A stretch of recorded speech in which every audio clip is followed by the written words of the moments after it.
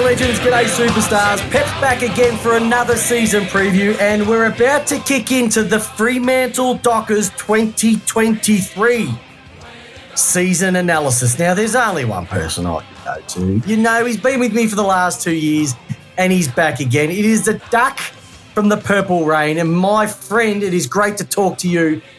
But can you tell me what the hell is going to happen with Fremantle this year? Because let's be honest, everybody outside of your club has no idea what we are going to expect from this club in 2023. Yeah, Peps, good to see you again, my friend. It's been a while. Mate, look, to be honest, even from a fan's perspective, we've got no real idea what's happening. We've brought in Luke Jackson. We've managed to somehow get Jaeger O'Meara. I don't know how that happened still.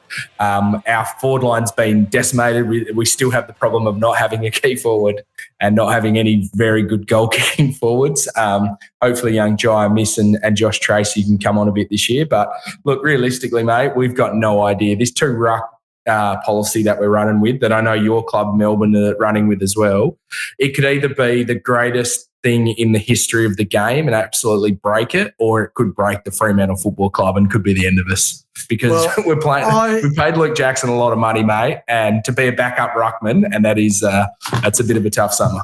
Well, let's be honest. He won the D's a flag in 15 minutes of gorgeous football in that third quarter. And last year, his mind, I think, was just in other areas. Understandable, right? But yeah, he's probably one of the highest paid players at your club, you'd think, at the age of 21. Yeah. A lot of pressure. And you've also got to remember that you gave up 2 first-rounders and a second-rounder to bring him over. Yeah. That is a lot of pressure on a kid and a lot of pressure on the club as well. Yeah, and a big commitment. And look, I mean, they talked about it over here. And Mark Duffield, the great journo over here, wrote a really great article about, ruckman and apart from Melbourne, in when did you guys win it? 2020? 2021. You can just have a look at the 2021. Yeah, there we go. Apart from Melbourne in 2021, like realistically, you go back through the last 10 years, and there's never really been a very good ruckman that's been a part of a flag, let alone 2 good ruckmen. So, I'm a little bit worried. I know that you're a Melbourne man, and you'd obviously having Grundy and Gawn also has that confusion there. And you've seen what's happened in the past. You've seen what you can do with just a guy who's big, realistically. Like in 2013, we got done by, I think it was Robert Campbell. For Robbie the Campbell, Hawks, or Robbie Campbell, mate, who's I don't think he's ever been seen playing a footy game ever again, who just nullified Sandilands. Now you're looking at the biggest, probably the best tap ruckman to ever play the game in Sandilands, and he couldn't get the job done on the big stage. Now he got us there to the big dance, but then it didn't quite work out. People talk about Nick Nat Nui over here in the West, and he didn't play in that grand finals. It was Lysette and Vardy. You look at Geelong, and they won it last year, and Reece Stanley is dead set probably bottom 5 ruckman in the comp. And I think it's a real weird one, because I think I'll look back. I put this out there because I think I want to look like a genius, but I think if we look back in 12 months' time, and this is blown up in our face, and we've got this really talented young squad that cannot score enough to win games, we're going to look back and go, hang on, should we have traded for Luke Jackson, or should have we absolutely flipped the script and traded out Sean Darcy and got in more first-round picks and kept Lloyd Meek? Lloyd Meek's going to be a really good player for Hawthorn. He's built up his strength as a great tap ruckman and a good contested ball winner. He follows up really strong. He's a big curly-headed bloke. He looks a bit weird, but I think he's going to be great at Hawthorn. And I think the big thing, mate, is that, they talk about Moneyball in Australia in these weird terms that actually don't make any sense. Like, we don't understand what Moneyball is. Moneyball is finding the value in players where there isn't value in where there isn't value, like common value. And I think the value where you make your salary cap work for you is in the ruck. So, both our clubs, Melbourne and the Dockers, we could be way overpaying our ruck stocks. On the flip side, if it works out, mate, I mean, it doesn't matter. If Dockers win a flag in the next 3 years, which they're in a red hot position to do because of this Luke Jackson trade, then, I'd be like, who cares? Like, trade away all the I think you're actually in a really good spot. I think, and we'll get into this in a moment, the thing with Jackson, though, is his ruck work is almost secondary is the way he gets around the ground, and he literally plays as a second on baller. A second ruck rover in the old school.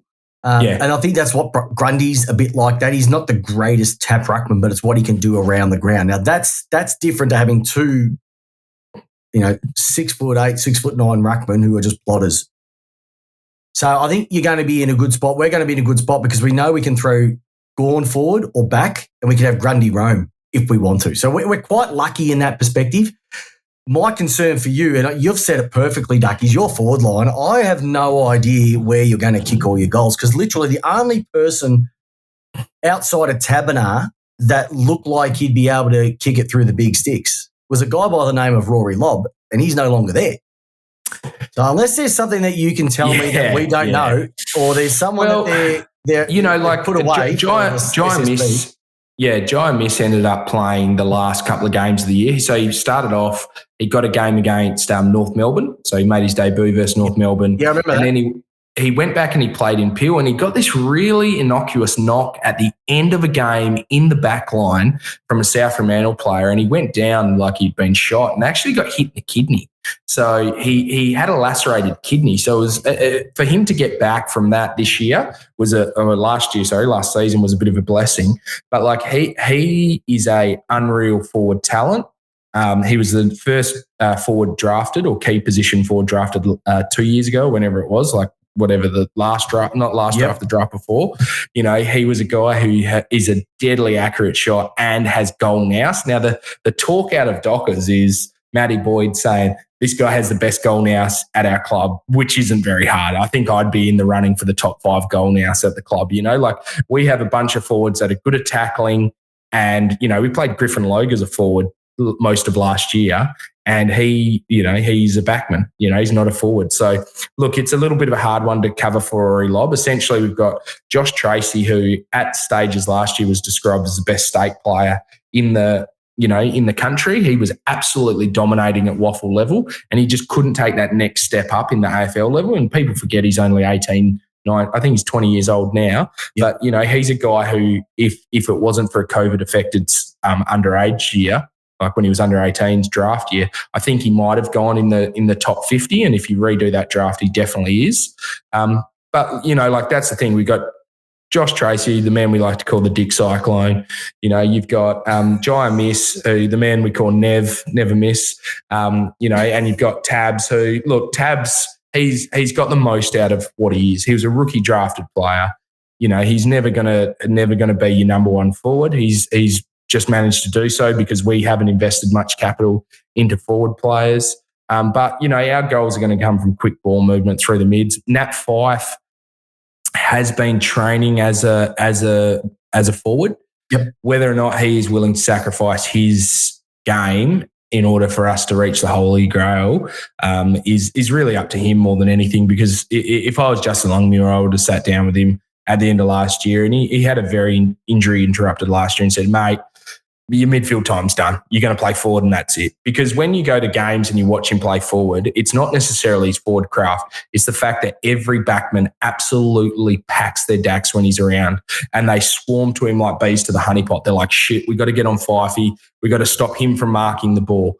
But, he was drafted originally as a high half forward and then managed to have this massive growth spurt and then put on about 15 kegs and just, I don't know what he was doing out of late race. Yeah, don't worry. Supporters shit themselves when he's around the ball as well too. Don't you worry about that. But you're right. He had 7 games last year, and 3 of those he was subbed off. And in 2021, he had 15 games, and 3 of those he was subbed off. Yeah, and that's the thing. He hasn't had a good run of it. Even the year before that was 14 games. So he's had 36 games over the last 3 years out of a possible, let's just say 22 rounds, 66 games. I was like, that's not a great return.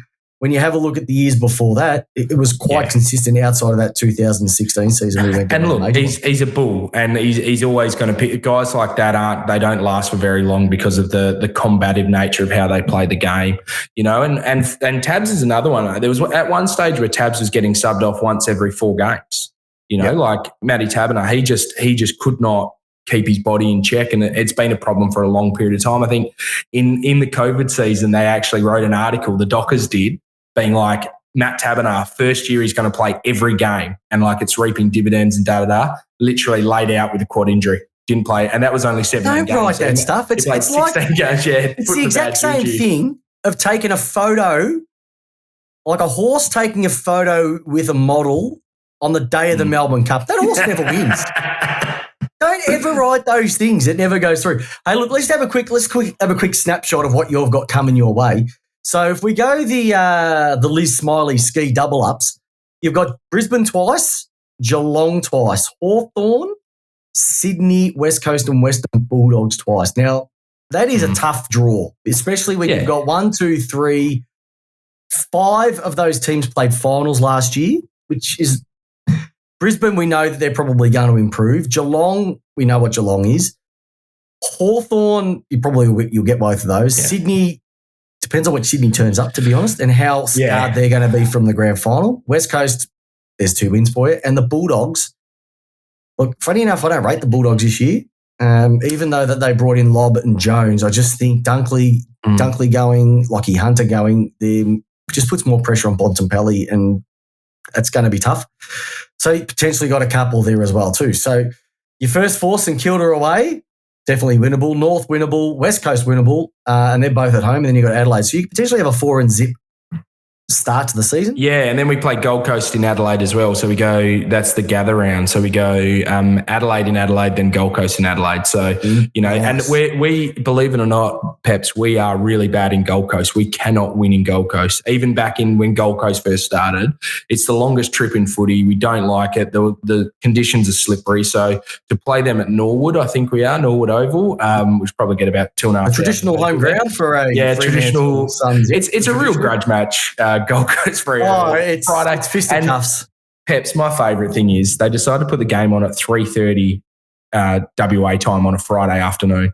Like 3:30, mate. Now, I'm a school teacher, so I'll be watching. But, like, people haven't knocked off work yet. Like, what the hell is the AFL thinking? It's like, put us at Sunday night. We'll all watch Sunday night. We love our Sunday night footy. We always get Sunday I love the Sunday afternoon Western Australian games to, like, finish off the weekend. It's a perfect slot because you're always going to get a good game. I reckon your games over there are magnificent.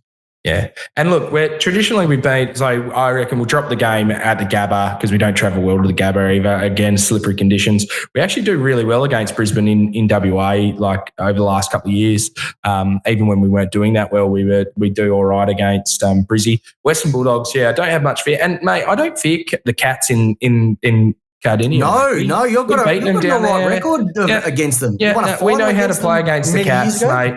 Yep, we match up really well because of our defenders. Alex Pearce will take one, and we don't have Logue anymore, which is a bit of a bummer, but he usually took the other. And then you've got Brennan Cox takes a like Charlie Curnow or something like that. So what's the guy? The bloody Jeremy Cameron. McKay? Jeremy Cameron, I'm talking about. I'm talking about Geelong. I'm sorry, mate. I'm all over the place. Wrong team. So, look, I mean, I think we match up well against Geelong. And I think last year I predicted Geelong would finish by bomb, but they end up winning it. Yeah, but look, it's... you're not the only one that got that one wrong. Yeah, but look, it is what it is. Until the AFL realise that it's not the VFL anymore, and the fact, mate, that the blokes have come out and been like, we've got to add these VFA flags in. Like, might as well add in uni D grade flags down in the waffle, mate. Like, dead set. Like, no, the honestly, reason why you said that, Pep? Just for the listeners who are not familiar with it, what it was that they were part of the VFA at that particular time, and then 8 clubs decided to break away and create the VFL. So that's why they were saying technically it started that many years, but then they broke away, and that's why. But no.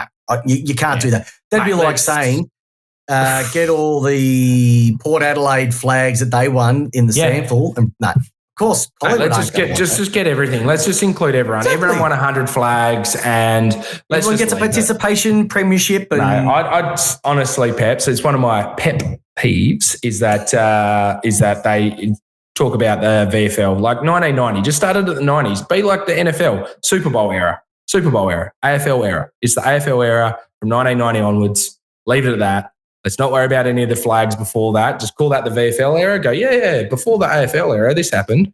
But this is the AFL era. This is, look, you're shaking your head, mate. I'm shaking my head because we've had no success since 1990 except for 1 year. So, no. Mate, but that's I definitely agree. Now, let's just start it from 2011 when Gold Coast started. That's it. Yeah, but you can have expansion teams, mate, and stuff like that. But I just think like the Dockers didn't start till 95. So I'm giving a couple of years run up. But I just think it's a national product that is very. But again, the 22 rounds or 23 rounds now is just completely bonkers, mate. Like it's such a weird amount. I personally would say let's play 18 rounds. You play everyone once, and then wasn't that the best season when they had just you played every team once? It was the best. Everyone once. But like, if it's a, I know we're going down a garden path, but if it's a commercial thing, play your rivals once. So we play the Eagles twice a year. We play them once, and in a rivalry round, which you can put wherever you want in the calendar, you're like,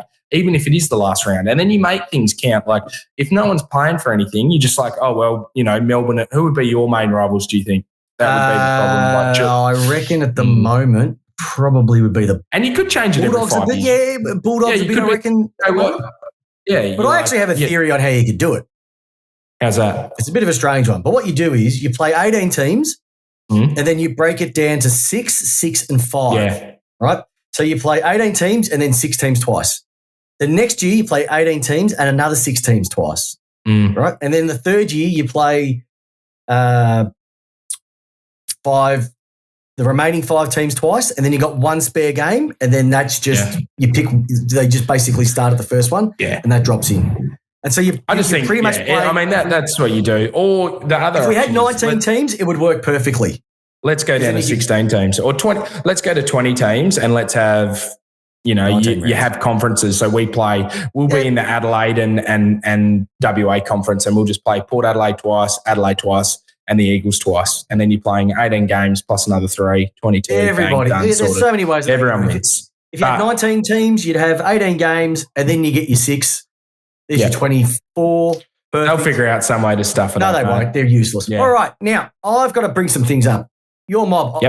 These guys, I love watching them play. Caleb Sarong. Saw him tear the doggies apart in that final. It was the elimination final last year. When you were down by about 5 or 6 goals at one stage early in the first quarter. He played. He was the only thing I think keeping you in it at that particular stage. Andy Brayshaw, like goodness gracious, I just got off when I was speaking to Terry. I said if Patrick Cripps came home with my daughter, I'd be in love. If Andy Brayshaw came home with my daughter, hopefully not at the same time as Cripsy, I'd be in love. He is just. I look at him and going, he is just getting just better and better and better. Yeah. You look at Will Brody, who came across from the Suns, another one who's just like couldn't get a game and comes over to you and just is doing really well. One that I'm actually really excited that my club didn't get is Ronnie Corbett. I don't understand how you got Ronnie Corbett. I reckon he is an absolute ripper, Josh Corbett. I saw him tear Collingwood apart at the MCG one game where they didn't even expect him to get close and they beat them, and he kicked 4 that day and it was a ripper. Liam Henry, he's still skinned, but he's raw, but he's got so much upside, but Melbourne are going to get him to keep because I pick it at the club. You got Jager O'Meara, which we spoke about. You got another guy, Michael Frederick. My goodness gracious, is he a speed machine or what? You've got 5 down forward. And one guy that we spoke a little bit about last year, he ended up coming in your best and fairest in the Doig medal. He came 5th. That's a little pocket rocket who wears the number 28, Lockie Schultz. I remember when we were talking last year, he's like, he's in, he's not in and out, but he's not there yet. He's just got to. Yeah. Like last year, he was one of your most consistent throughout, I thought. Yeah, he's fantastic, Lockie Schultz. I mean, I think he's got the stat that when he kicks 2 goals plus, I think we are maybe 19-2, something like that. And the one of the games we actually did lose was that semi-final against Collingwood. He kicked 2, but look, he had a great game against your mob. Yeah, he did. I think he kicked 4 at the G, kicked 4. And look, he's one of these guys who really struggled with his kicking distance more than anything, and just making the most of his opportunities. But he's got that hunger and that desire to always try and win the ball back and provide that pressure. And that's what we build our game upon. It's just forward pressure, having those guys that are super quick. And he was able to get on the end of a few, which was really fantastic for Lockie because, I mean, the guy literally was on minimum wage during COVID. He was earning less than minimum wage because he was a rookie and he got his wage cut in half. He went back and worked as a plumber during the lockdown in Melbourne. And I know his boss. Trade. Yeah. So, mate, he's a ripper guy. And look, he fully deserves what he gets.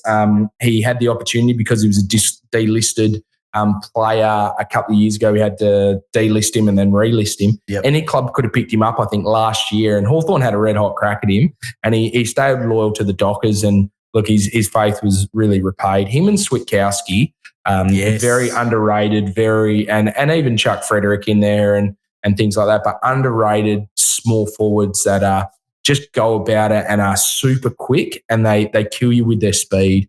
So super impressed with Lockie Schultz last year. I thought he was, when you're doing your best 22, he was one of those guys that was on the outer and you're thinking, well, if Liam Henry can step up, if Sam Sturt can play a good season, now we've got Corbett potentially coming in. He's one of the guys that drops out, but I think he's your lock as your small forward. And it's a guy like Sonny Walters that's probably more on the outer, which is crazy to say. And look, Walters broke his hand last year and he played through it and it hurt his kicking style and he missed some sitters and things like that. But, if he can get back to his best and we know his best is all Australian, I don't think that's going to happen because he's getting a bit long in the tooth. But if Walters can be 80% of what he was during his All-Australian time, that would be another string to the bow of a forward line that really needs goal kickers. And that's the thing when you look at that forward line of yours, I reckon it's going to be one of those ones when you look at it on paper, you think that's not really scary. But it could be one of those ones that's a little bit unconventional where, you know what, we're just going to kick it in. And it doesn't have to be long ball because you got those small forwards that are just going to be zipping around and getting their hands, getting it quick. That might be where you blow teams away, just the pace through that forward line, but also that randomness that you're not too sure. Like, with some teams, that they're going to go to this particular forward or they're always going to go around the outside and then bring it in. With your mob, if there's no real number one forward, it means that everybody's dangerous because there's nobody that they're going to double, triple team as well too. Another one who had a cracking season, probably his best year of football, I think actually ever, was James Aish last year. Yeah. He had his 23 games. He was averaging almost 21 disposals a game. He almost took it to another level. It was almost like, at the age of 27, I've finally found a position that I can play, whether it was because he grew his hair out, started wearing a headband. I don't know what it was, but it was like, he's actually playing consistent football every week. Yeah, well, James Aish is, again, one of those guys that when we're playing well, he plays well. He plays on a wing. He plays on a halfback. He tagged Clary Oliver very successfully during the game against you guys. He's one of these guys. I mean, I used to call him the stable pony because I thought he was only getting games because he's Nat Fyfe's mate. You know what I mean? Like he dead set was he had some pretty average games when he first came to the club. Justin Longmuir obviously highly rated him coming over from Collingwood and able to have someone play halfback that can set up that back line and know the system. So, look, he was fantastic last year and he went on leaps and bounds, a bit like your Blake Acres, who's unfortunately left. But, when you play good football, the guys on the outside, your wingmen, your forward pockets, your half forwards, especially those half forwards that are doing that graveyard shift, they're the guys that actually look great. And then when you're losing games, they're the first people you target. Oh, look at this bloke. He's terrible. He's terrible. And it's very easy to look at the stats and go, geez, this guy's had a terrible game when he's probably had about 3 opportunities to get a kick and one's gone over his head, one's gone at his shins and he actually got one on the tit. So, and he's been burnt by his teammates about 8 other times as well. Yeah. Wingman is the most lonely spot in the world, mate. You do most work on the field and you probably get the least amount of reward. And that's it. And look, I think that we might have made a little mistake by not re-signing Blake Acres, but look, he got offered more money. Was he worth the money that Carlton are playing? I don't think so. I don't know where Carlton get this money from. Is John Elliott back there? Like, what is going on with the Carlton salary cap? Well, they pay everyone. Plastic bags are out and papers in, so there might be something in that. But even with Aish, it was his 9th season last year and it was career best disposals. So sometimes it does take a while, but that also just shone with the way that your midfield was playing and your back line. Excuse me. I just hope that forward line of yours is going to be able to strike. Longmuir, tell me about him. Do they love him? Do the supporters love him? Are they a little bit? You're getting a little bit of it's tough, isn't it? Because you're going from Ross Lyon, who is probably the great, and I'm so looking forward to Ross Lyon press conferences. Ross Lyon is probably the greatest media coach that there is. He's just hilarious. The stuff he says during his press conferences is just must watch TV. To J-Lo, who is a quiet country lad, goes about his stuff. Watching some stuff behind the scenes, he's really fantastic. I think most of the fans really love him for what he did this year. We're probably a year ahead of what we're expecting to be. Oh, pardon me, you're making me cough now, Peps. But he's a quiet country guy. He's a Dockers guy. He's gone to, he's done his apprenticeship. And he's going really well. It'll be interesting to see, given that Josh Carr's left as the midfield coach, what impact that has, because he's highly rated. He's going to Port Adelaide, and he's the next in line for Port Adelaide. Wouldn't surprise me if Ken Hinkley gets sacked and he's in there before you know it. There's a red. Don't worry, my co-host with the most, the J-Dog, has got his fingers crossed on that one.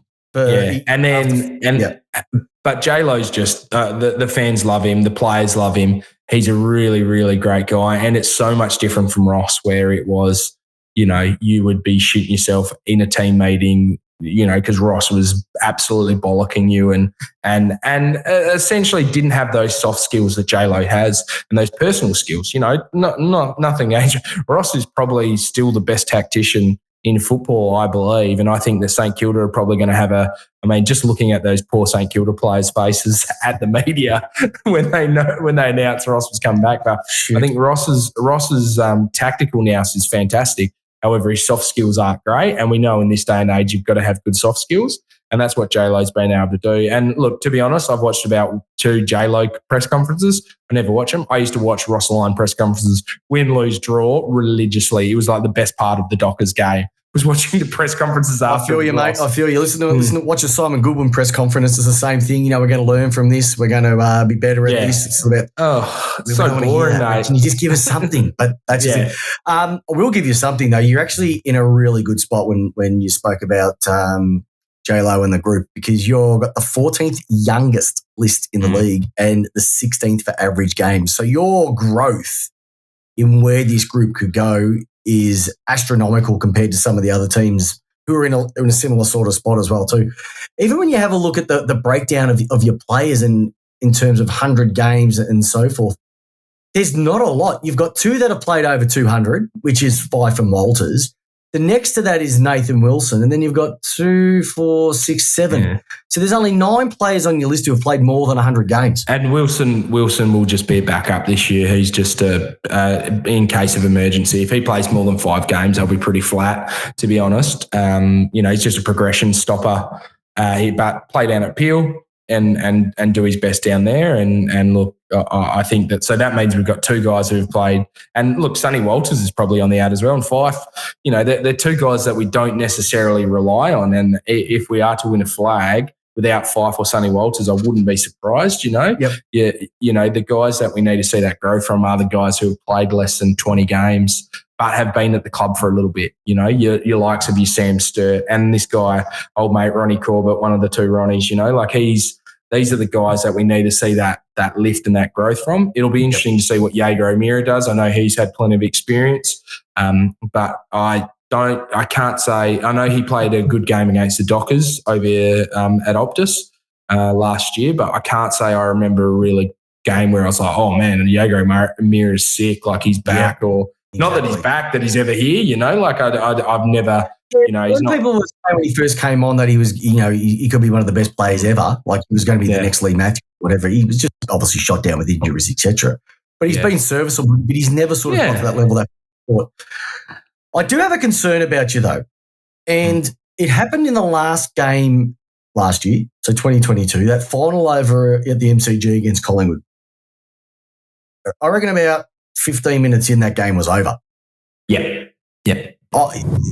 A and I don't know whether it was this, deer in the headlight stuff. I don't know whether it was game plan wise, but everything that you were doing was get the ball, and instead of looking down the ground or the 45, it was always going back and around, back and around, back and around. And Collingwood were just shifting over and stopping everything. It was almost, you were playing a style of football that was almost 2 or 3 years behind where the leading teams were.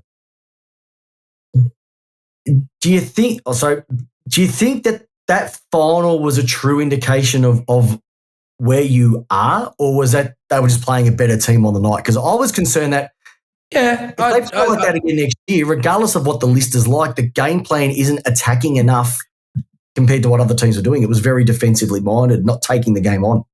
Yeah, I mean, J-Lo's game plan is take what you get, like if they, they give you the switch, take the switch. If they give you the middle, take the middle. If they give you down the line, take down the line. That's the whole point. And we've actually brought in some smart footy players, which is a bit of an oxymoron for a Dockers player to be intelligent. But we've got about half a dozen of them now instead of a bunch of dumb blokes who are just good at tackling.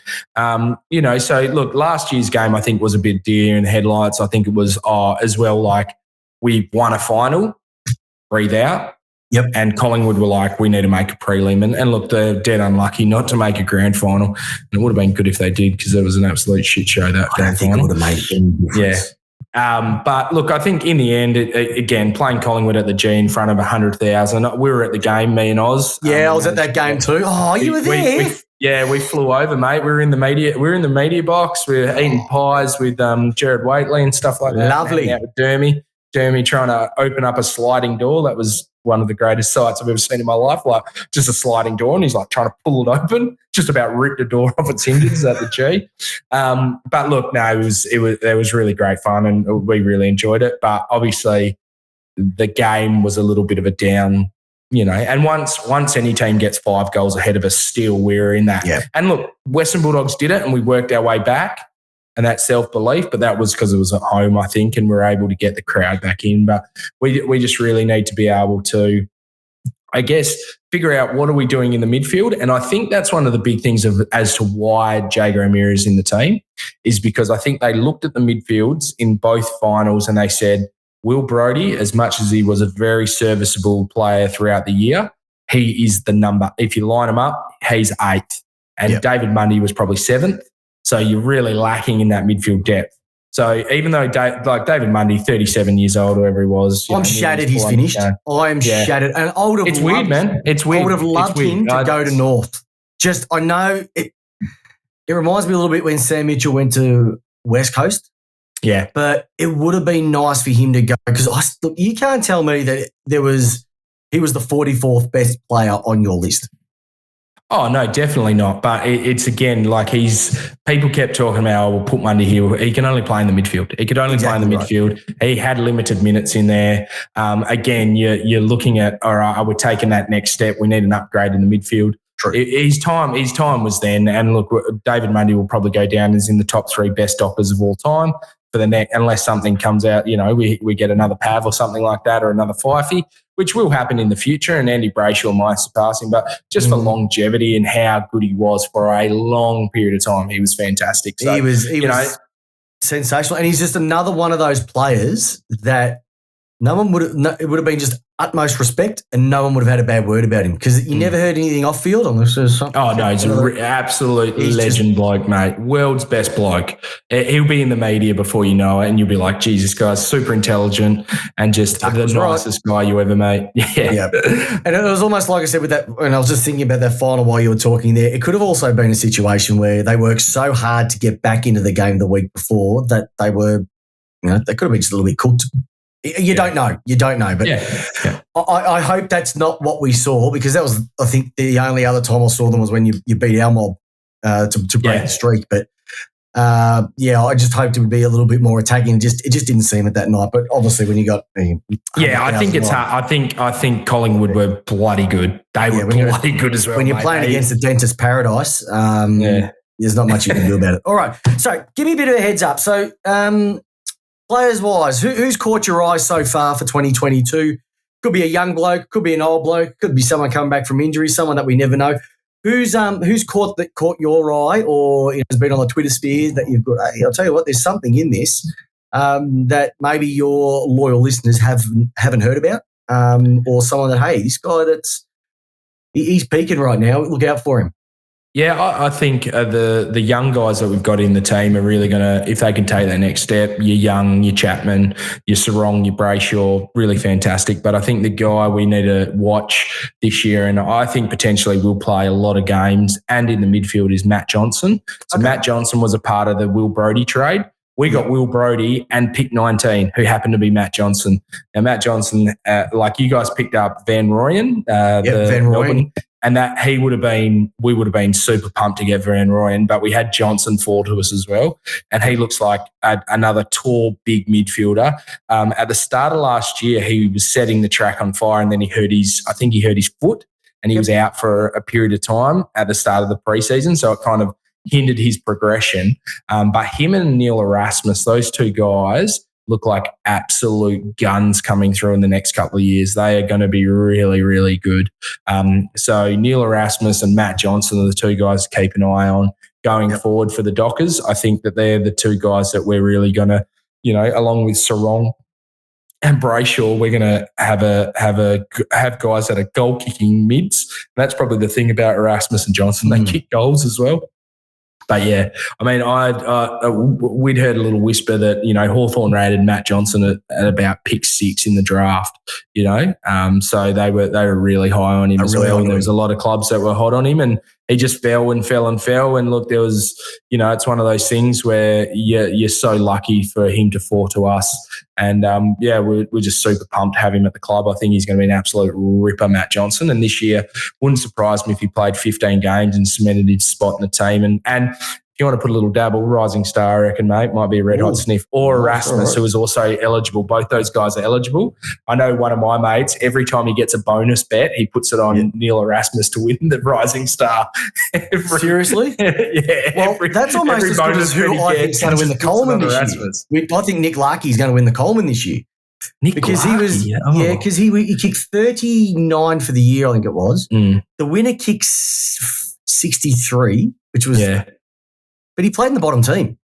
Now, if he's actually going to be coached by somebody who knows how to set up a midfield, plus also have better coaching, and the players are another year older, I reckon he's a massive chance. Because if they win 3 or 4, if they win 3 or 4 more games and he kicks 3 or 4 in each one of those, that's another 16. He's only a few off winning it. I think I know who's actually going to steal goals off him. That's it. I think the king that's at Gold Coast has got a red hot sniff because if you got, Two Phones Chol up there kicking bags and you've got Rock the Casbold up there kicking bags, and they're only going to be better than Ben King. Is going to be on the end. Yeah. He's going to be on the end of a lot of nice delivery from Noah Anderson and Matty Rao and Took Miller. So that I reckon that's a little bit of a sniff for a Coleman. Oh, beautiful. Hey, and tell you what, one thing I do like about the makeup of your list is just the number of WA boys you've got over there now, so flight risks and so forth to come back. I think both clubs, you and West Coast, have really gone down that track, whether it's either a Western Australian or Northern Territory, South Australia. So you're sort of keeping it to that side. Country Victorian as well. Victoria. Exactly. Because essentially it's stay away from Vic Metro, mate. They're a bunch of sooks. They want to stay in Melbourne and drink their $10 latte or their lattes and stuff. Oh, no. Don't worry. The rhino, the hyphened rhino, Jason Horn-Francis, he didn't want any of that. He didn't want any. He just wanted to go back to Adelaide, which seems mental, mate. If you haven't been there before, go back to the pie floater of the country. All right, mate. All right. So, from a team's perspective, let's just take the sort of the Fremantle hat off. We're just looking at an overall league perspective here as we sort of get into the nitty-gritty of it.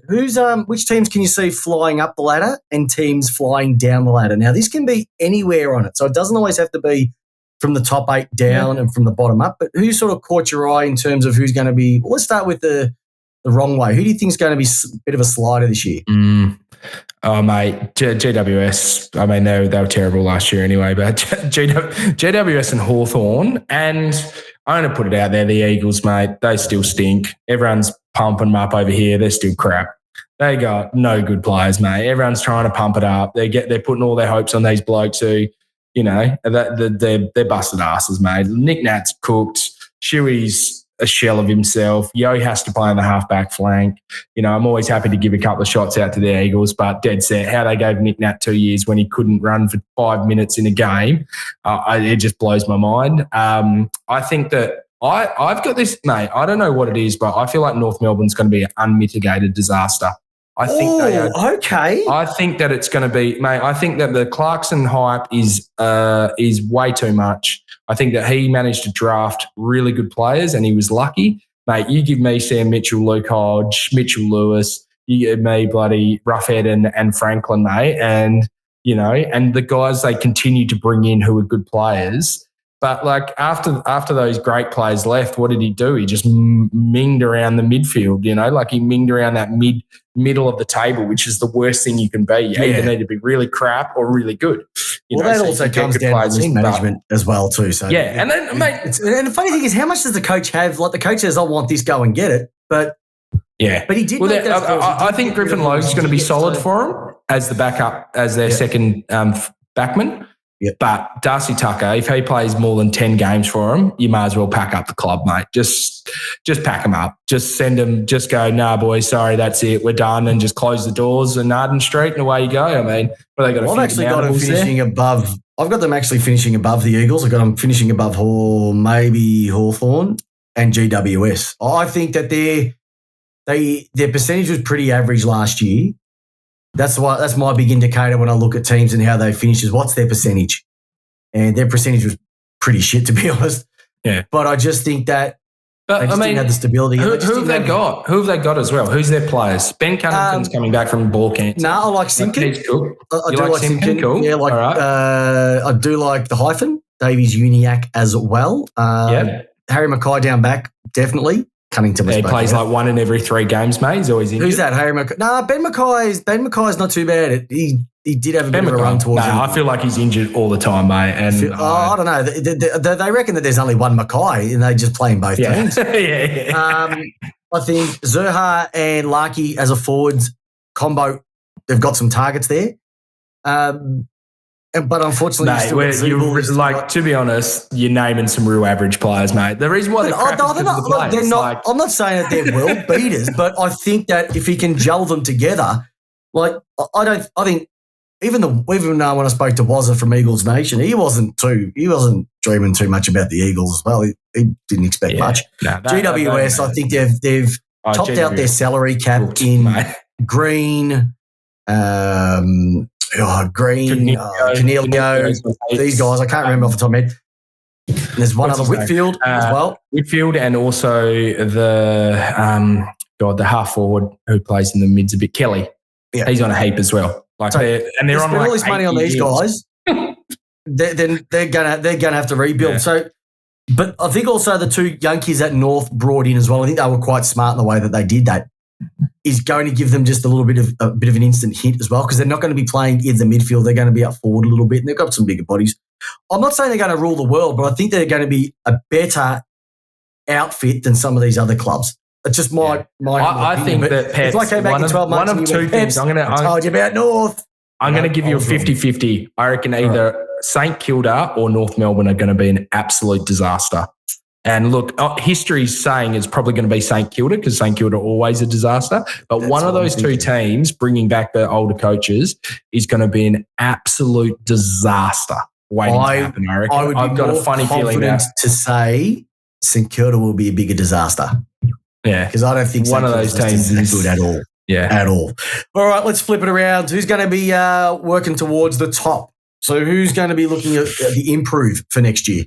I mean, you can't outside of your own team. I think Brisbane look like they've put together a good list. Yep. They're very, very solid in the list that they've built. I've got a sneaking suspicion that Richmond are going to be better, just on the pure fact that they play 30 games at the G. Yeah, pretty much every game they play their away every games game at the G. Yeah. Your game's going to be moved to the G. Yeah, I honestly think Melbourne have got to bounce back in some way. They've got too talented a list, and I think Tom McDonald played such a crucial role 2 years ago and didn't play, and you're really missing that second forward. I think that Grundy for Jackson isn't much of a downgrade, if at all. And look, I just don't understand why Gawn doesn't just play in the ruck all the time. Like he's so great around the ground, and they want to dick around with him up forward. He can't kick straight. You know, they want to put him behind the ball. Like, just put him in the guts, mate. Put him, Clary, one of the Viney boys, what's that? And, you know, the tracker. And then just, stop dicking around. Best players on the ball, mate. Like that. No, they normally do that. I just think, you know. No, totally agree. I think just the problem is that he just got too banged up by the end of the year, so they had to bring a bigger body in. If you just played him in the ruck every day, every week, for the first 3 quarters of the season, it would work. And then his body would be completely smashed because you just get smashed from pillar to post. So that's why they brought Grundy in. And I reckon what they'll do is they'll put him behind the ball and let Grundy be that big ruck rover type like he used to do at Collingwood as well when he had his All-Australian year. So hopefully it works. But I'm pretty much in agreement with you. I think Brisbane, very similar to Carlton. I think it's all between the ears with that mob as well. Richmond, for everything that they brought in Hopper and Taranto, they've still got they've still got a bit of an aging factor with them. Like, is Dusty going to get back to himself? Cochin's still floating around. Rewalt. So there's still a few I'm not too sure on. My mob, if they can get the fitness side of things worked out, yes, because they played too many players last year and didn't bring any fresh blood in. They debuted one player. And I still think, Geelong, you still can't forget about Geelong, unfortunately, even though 3/4 of them are coming straight from the Corio retirement home to play every week, and they can't play night games because they all fall asleep at 7 o'clock.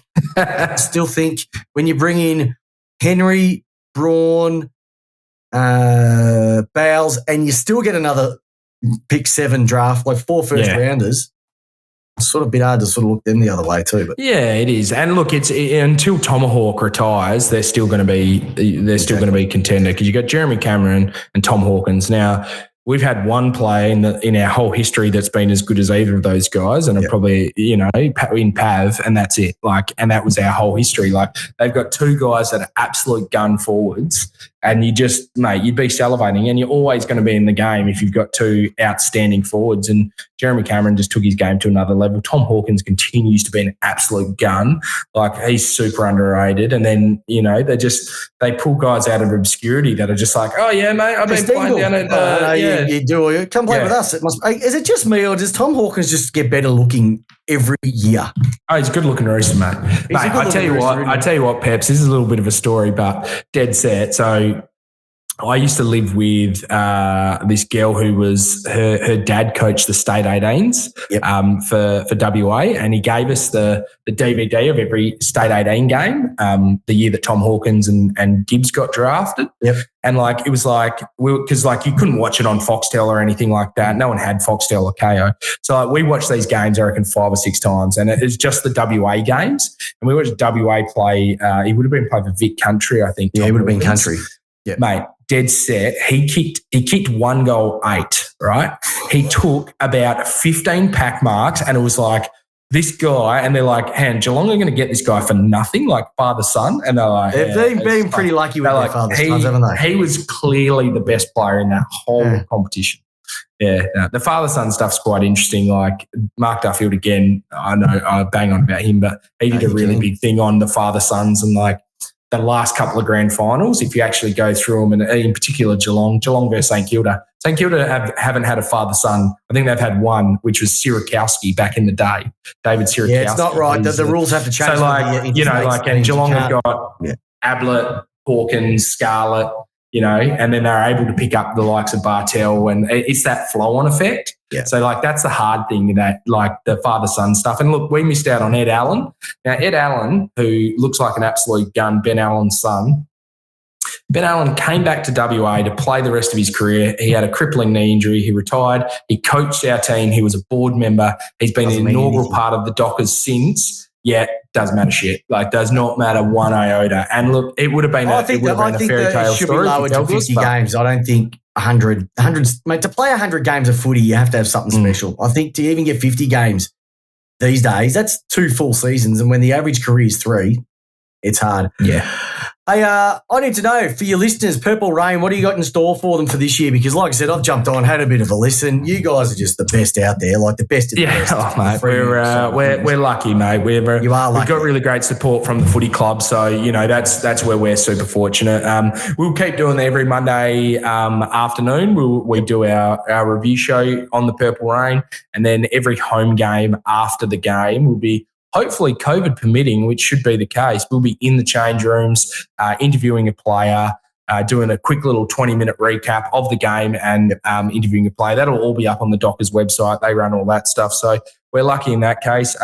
We might try and think about potentially doing some previews with some opposition podcasts and things like that, but it's always hard to get hold of people more than anything. We did some at the end of last year, and it was me. As everyone knows who listens to Purple Rain, Oz is the technical guy. He produces the show. I just simply come on the voice. You're the voice.